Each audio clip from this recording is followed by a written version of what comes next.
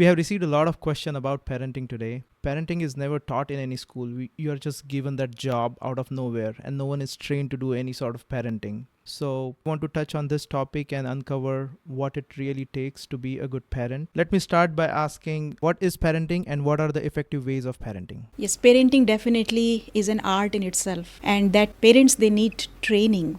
Just like parents they go for their job training, they learn how to drive. So just like that, parents they really need to learn how to raise their children. I would like to compare parenting with growing a plant. Just like you get a plant and then you have to read the instructions how to grow the plant in the best possible way. So you have to give the right nutrition, you have to give the right amount of sunlight to the plant, right amount of water to the plant. That means the right environment is needed in order to see the plant growing properly. So what it means is that I like to use the word nature and nurture. Nature of the plant is to grow, but at the same time the environment also needs to be according to the requirement of the plant. So both nature and nurture are essential for the growth of the plant. Similarly, for children also, nature of every human being on this planet Earth is to grow. So that is for sure. But if proper environment is not there, then definitely child is not going to grow properly. So actually the psychologists, they have come up with 4 different categories of parenting style. They have classified these parenting styles depending upon the kind of environment children, the kind of support, the kind of environment they are giving to their children, and also the expectations they have from their children. So depending upon these 2 factors, they have divided parenting style into 4 different categories. So the first category is called as authoritarian type of parenting lifestyle. It's kind of ruling over the child. So they want their child to behave in a certain way. They want their child to be very obedient. Whatever they tell the child to do, they have to do the same thing. So in a way, we can say that this is a very strict form of raising the children. The expectations are a lot from the child, but they are not giving them the right kind of environment. They are not giving them the kind of love, the kind of affection, compassion. They are not ready to understand the feelings and emotions of children. They just want to tell them whatever they want to do, they want their children to do. This So is they are like you want to bring up a good human being, but you want to make them, you want to bring them up your way. And in the process, they might get traumatized sometimes. definitely. It's like you have brought a plant and you keep the plant in a dark room and then you are asking the plant grow. And you are not providing the plant the right kind of environment. That plant actually needs sunlight, but you are not giving that proper amount of sunlight to that plant. So we can say that you are not giving that warmth of love and affection and the right kind of environment to the child, and then you are expecting the child to behave in a certain way. So that kind of parenting, definitely children will become obedient, they will listen to their parents, but over time as they grow, they will not have high self-esteem, they will not have that kind of competency, so they will really not grow properly. So that is the first type of parenting style. So that is not appropriate. The second type of parenting style is exactly the opposite, where the parents are very lenient. So that is called as permissive type of parenting. So that means the parents, they allow their children to do whatever they want to do. So that means the environment, full healthy environment they're providing. They are so lenient that they are not setting boundaries. They are not telling them that you should behave in a certain way. They want their children to do whatever they want to do. So that is also, in a way, it's not right, because then children will not listen to their parents, and this is one of the main complaints that parents they always have. My child is not listening to me, because they are giving them freedom over freedom. So this is the reason why children don't listen to them. It's like, you are bringing a plant and not cutting the plant. After a certain time, the plant starts to grow and grow and grow, but you don't. And sometimes, what happens, plant actually does not grow straight. Sometimes you have to straighten the plant. You have to tie a rope or something so that the plant grows properly straight. But if at the right time you don't do that, then the plant will tilt and it will grow in a different way. So that is not the right way we want to see the plant, because we want the plant to go straight, right? So similarly, children are also like that. If we don't set boundaries, if we don't teach them how to behave, how to really do certain things in a certain way, then they will do whatever they want to do and they will not grow straight. So they will start to misbehave, and then again, as they grow older, they are not going to have high self-esteem.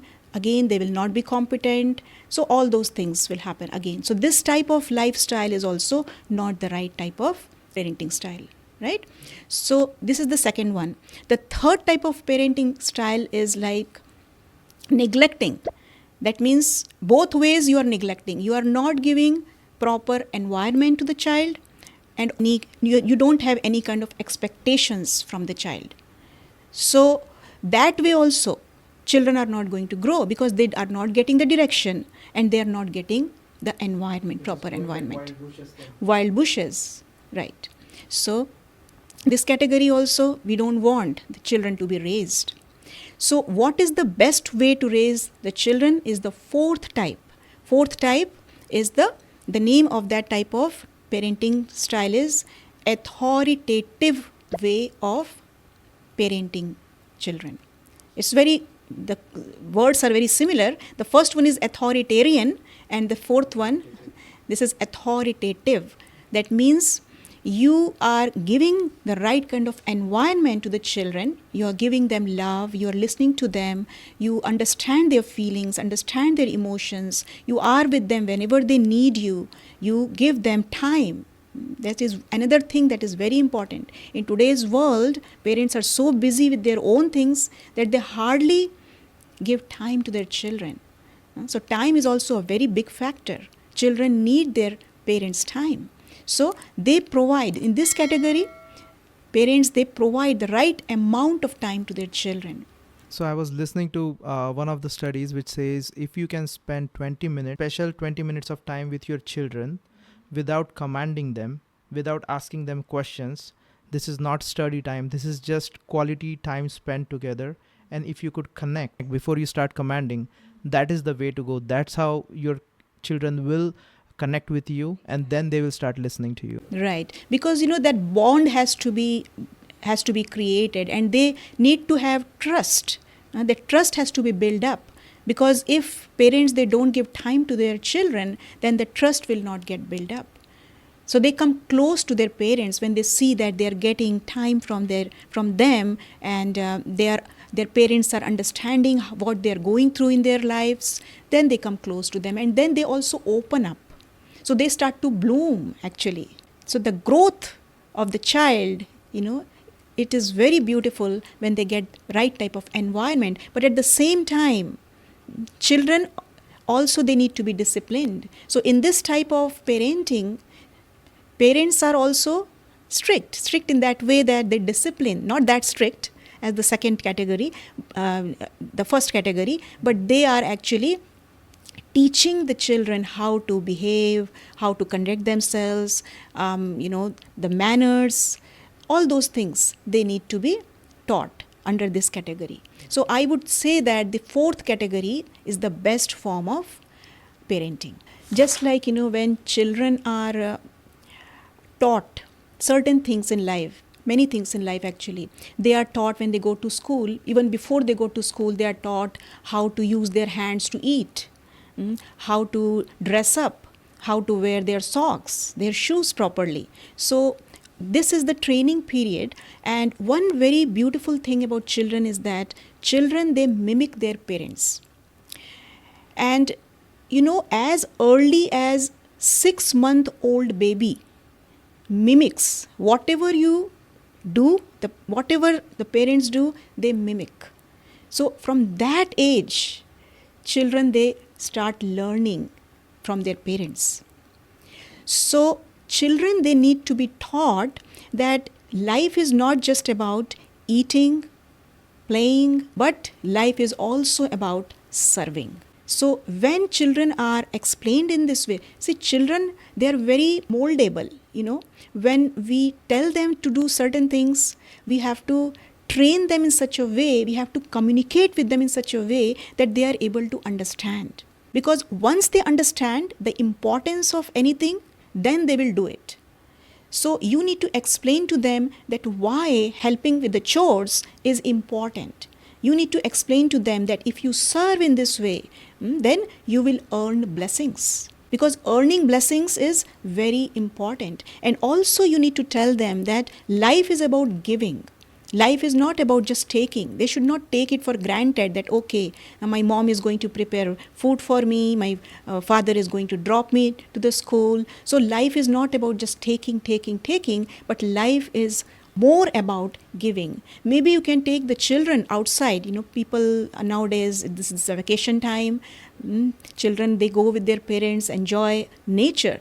They should be taken to outside nature and they should be taught so many different things. Look at the trees. See, trees are always giving. Trees are giving, providing shade to you. Trees are giving fruits. Trees are not eating their own fruits. Look at the sun. Sun is giving light to everyone. Sun is not consuming its own light. Look at the rivers. Water is flowing in the rivers. Rivers are not drinking their own water. So in this way, in very simple way, children, they should be explained. Just by telling them, you do this work, you do that work, they are not going to listen.